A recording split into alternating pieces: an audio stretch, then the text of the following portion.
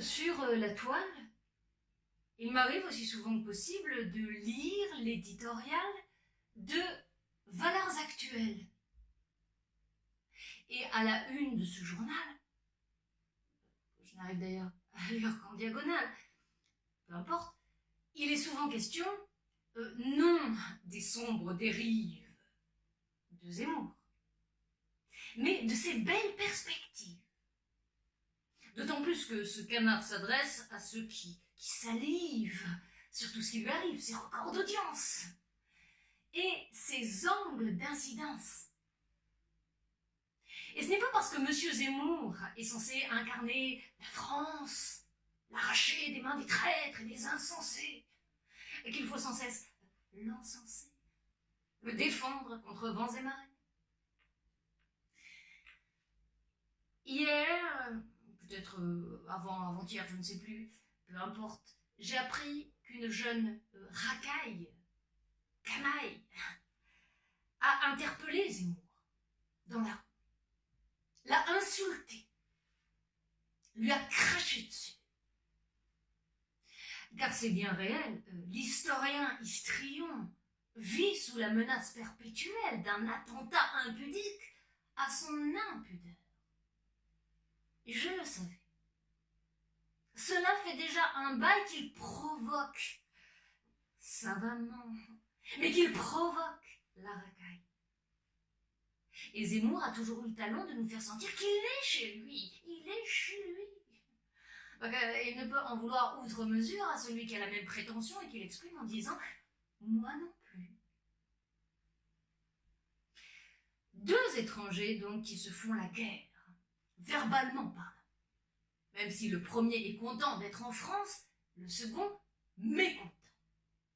Ils ont certes le même passeport, mais ne subissent pas le même sort. Le premier a toutes les raisons, le second tous les torts.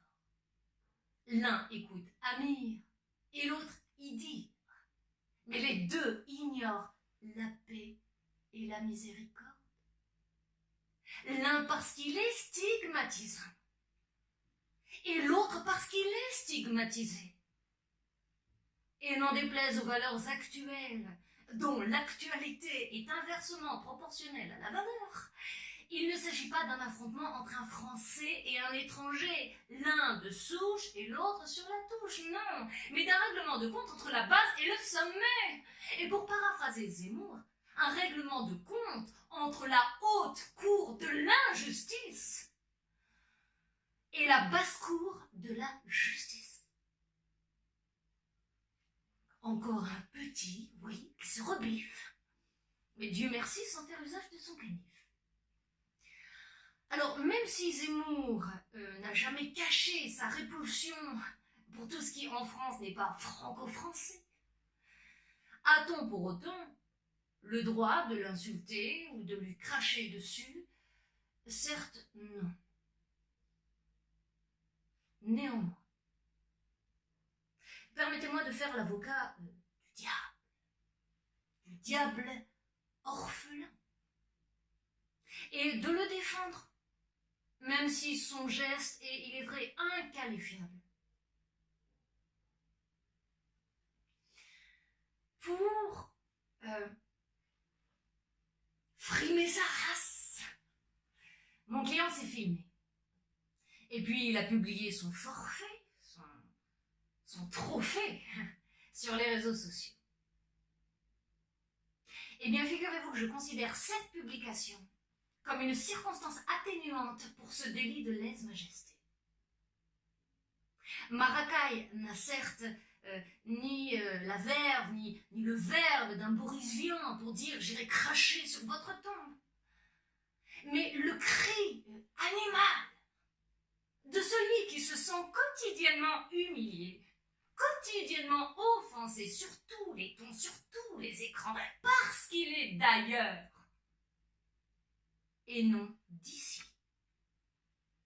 arabe, noir et musulman. Il ne peut être à la une que s'il offense l'homme de toutes les tribunes. Et son geste odieux, hideux, n'est qu'une faute de mieux pour dire à Zemmour trop, c'est trop. Donc c'est bassement politique. Mais ça reste politique. Comme un hommage rendu par le vice à la fausse vertu. Et aussi paradoxal que cela puisse paraître, je dirais que mon client, à l'insu de son plein gré, vient de rendre à Zemmour le plus grand des services en transformant le coupable en victime. Le virus en Dreyfus.